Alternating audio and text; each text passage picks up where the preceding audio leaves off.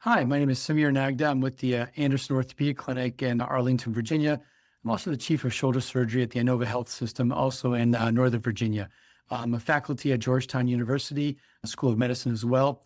Today, I'll be talking about custom 3D planning for shoulder replacement. Why do we do preoperative planning? Well, it really matters a lot. And you'll see that in the last several years, it's really exploded because we realized just the true breadth and width of what we can accomplish by preoperative planning. First and foremost, we get to assess the anatomy. Really, truly, you can see the glenoid bone loss. You can assess the version and the inclination of the glenoid. You can see how much, if any, humeral subluxation there is. You can get a good look at the rotator cuff as well, and you can really get a good sense for what humeral head deformity you may be dealing with. As a result of understanding all that, you can then start to decide whether you're going to choose a total shoulder arthroplasty as an anatomic or a reverse shoulder arthroplasty for the patient. You can see whether you'll need a stemmed or stemless option for this thing, and you can assess the different head size and position if you're doing an anatomic. And also from the glenosphere standpoint, you can assess the size and the positioning of where you want it to be, along with the placement of the glenoid pin. You can match the implant to the patient's anatomy, especially if you're doing a reverse. We really want to make sure we understand the amount of distalization we're getting, the amount of lateralization we're getting, and again, the amount of anteriorization we're getting on a reverse, as that can really have a significant impact on the patient's function. Ultimately, what you're using preoperative planning for is to optimize the patient's outcome, to really identify what surgical challenge you're going to have. You really want to reduce your intraoperative surprises and challenges. You want to lower your complication and your revision rates, and to optimize your OR and your efficiency. So our process in my clinic is we order CT scans on pretty much 95% of patients. I'd say pretty much probably 100% at this point, especially what I'm looking for is patients with small glenoid vaults, significant glenoid bone loss, or significant humeral deformity, like a fracture.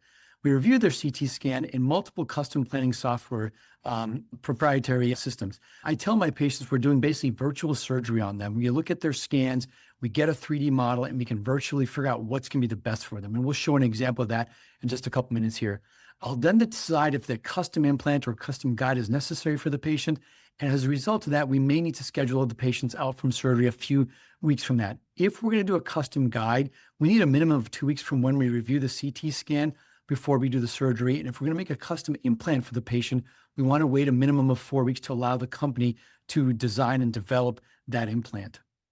So my goals here on an anatomic, I want to match the humeral head, really the native humeral head, in what we call the perfect circle that's been described in multiple studies. I want to ID the glenoid version and ID inclination as well. You really want to figure that out to make sure you get the best glenoid implant and positioning for the patient to try to recreate and restore their anatomy as good as possible. From a reverse standpoint, the regular anatomy is pretty much all out the window here. In this situation here, we're really trying to restore get about 20 to 25 millimeters of distalization so we can make sure we clear the acromion. More than that, and you risk the potential for over lengthening them. I want to lateralize them about 5 to 7 millimeters. I want to minimize my anteriorization. Although you usually have to do some, I want to minimize it to minimize my subcoracoid impingement. I'm really looking to correct the inclination to 0 degrees or to get some level of inferior tilt here. And the version correction, I want to correct up to 10 to 15 degrees. And what that means is if we have someone who's 30 degrees retroverted, I'm really not trying to correct them back to 5 or 10 degrees of retroversion. I'm going to try to correct about 15 degrees of that to get them to about 15 and maybe a little bit less. But ultimately, my first job is to correct the inclination and then correct the version secondly. I look for areas of impingement once we're done, and I really try to recreate Maloney's line as much as possible when I have a cuff intact arthritis that I'm doing for reverse to make sure I kind of can make them as anatomic as possible. So let's go through a patient here. We have a 5'1" 74-year-old female. She's Asian, and she's 172 pounds, and she's got tenderness of palpation over her anterior joint line. She can only forward flex 90 degrees. She can abduct to 80. As you can see, she has limited range of motion. She's weak with rotator cuff testing, but her deltoid is firing. Here are her preoperative x-rays. You can see here on the AP, she's got significant bone-on-bone arthritis. And if you look at her AP, you can also see that she's got some medialization as her humeral head is sitting just under, slightly medial to her acromion. On the axillary view, it was hard to see here, but I tried to make out where I thought the glenoid was. But nonetheless, on this patient, we're always going to get a CT scan here and see. we got the CT scan. I didn't put the real CT in here, but I know I'm going to put it into several software proprietary systems here. And the first one that I put it in is the Stryker blueprint. Now, I am a consultant for Stryker, so that is a disclosure of mine. That's the only relevant disclosure that I have here for our discussion today. But as you can look in here, the blueprint gives us some good measurements here. We have only 1 degree of retroversion, a couple of degrees of inferior inclination. Your RSA angle is 5 degrees, and the subluxation is only 52%. So if she was not weak with her rotator cuff, this potentially would be a good patient to do an anatomic on. But one thing I did do, and I didn't put it on here, and we can show you in the planning, is the anatomic was actually quite big for this as well. But you can see here on this blueprint sketch right here, this picture, you can see the base plate and the short post and the vault here. It's really tight, and you can see how tight it is. And I'll show you on the blueprint here, when I just tilt this 1 degree or another in different directions, it breaks out the back, and that's not going to be a good situation for her. So I'm going to skip from here in a second. So here's our blueprint plan right here, and this is her right here. And you can see here, when we get to the blueprint, I can type in, oh, I want to do a reverse on here, which type of implant I want to do. I put in a standard. The smallest base plate they have is a 25 millimeter. There's no offset. And I use the central post here. Now you can also use the central screw. I'll put this on right here, and you can see right there as the central screw looks like right there. So you could use a central screw here. Now, the big issue I'm having with her right now is if you look right here, on the boss, this is pretty tight. And so if I just go and tilt this thing 2 degrees posterior or anterior, you can see right here, we start to break out the back. And if you go anterior here,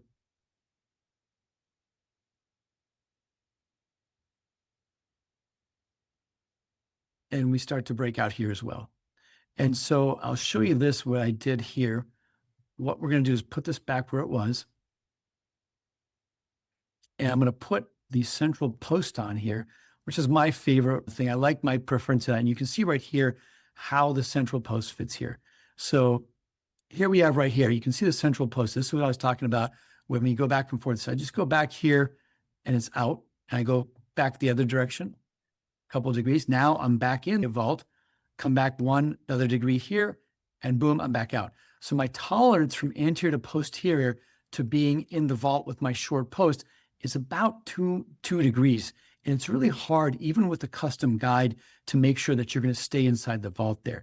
So my 2 options here with this patient is I can go with a central screw, as we talked about, or I can go with a different implant potentially here. So let's look at this here and say, okay, this is a challenge here. We can go to our humerus here. This looks pretty good. I put in a size 2 here. What you can do here is you can look at the fill ratio, and the fill ratio looks good. It looks about 60, 65%, which is what we want. And we can look at our version and rotation here, and we can see how this looks. All right. Now we can go to the joint, and from here, you can see where we are. And now this tells us we're distalizing 23 millimeters, we're lateralizing 3 millimeters, and we're anteriorizing 1 millimeter, which isn't actually that bad. It's not unreasonable here. And now what we're getting here is flexion of 91 degrees, and we replay that. You can see we're hitting that right there. And we know that if we go and take out that osteophyte right there, we will be able to get more than that. And again, this is just glenohumeral rotation, not including scapulothoracic. So if we get 120 degrees of flexion here with the scapulothoracic, we're going to get a lot more than that. And in terms of the adduction, we're getting 30 degrees. My big numbers here that I want to try to get abduction at least to 90 degrees. And I'm only missing here, and you can see that's that same spot right there that we're losing out on there. And then I want to get my extension to 40 degrees. And so the 40 degrees will help me with the internal rotation around the back. And you can see right here, there's that osteophyte back there that we're fighting back there. And so now I can have a couple options here. I can basically remove some osteophytes here. I can go onto the glenoid here and start removing some osteophytes here.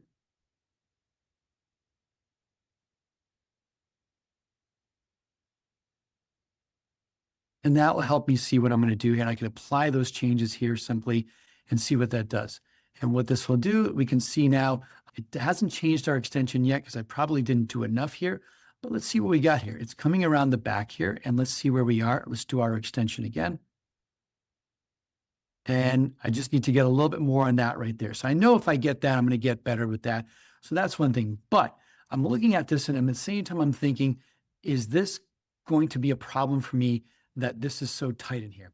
And so one of the benefits of using a preoperative planning software is we can not only pick the size of the implant and the position of the implant, we can actually specify which implant we want to use. So in this situation with this patient, I looked at this and said, well, this looks a little tight for the vault here. Let me see how another implant looks. And so what I did is I went and used a different implant company.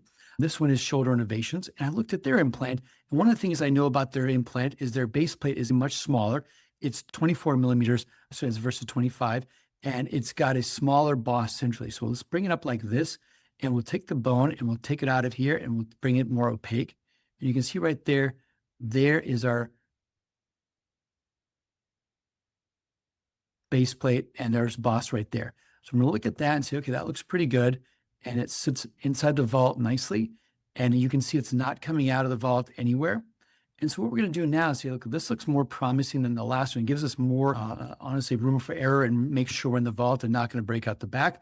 Now we will start to go in and medialize on this thing here. And so we'll take this here and let me move you here.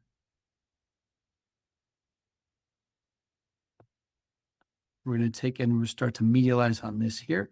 And this pink area right here tells us what our coverage is right now. We only have 8% backside coverage, which is definitely not enough. So we'll keep medializing here. We're getting a good rim around here. This yellow line tells us we're getting a good rim here. And now we're starting to get down to 12% no seating, but 88% backside seating. And if we go even further, we're basing 98% backside seating. Now I can look at this and say, that looks actually quite good. Let's see where this sits. And I think I like the positioning of it, but I may want to bring this down a little bit here. So I'll tilt it down a little bit there, and see if I can bring it back a little bit further. I like where that sits right there. It stays inside the vault, and I like that position. Now what we'll do is we'll put a glenosphere on here. I've picked a 33 millimeter glenosphere with a +6. We'll make that a +3 offset here, and I'll see how that sits right there.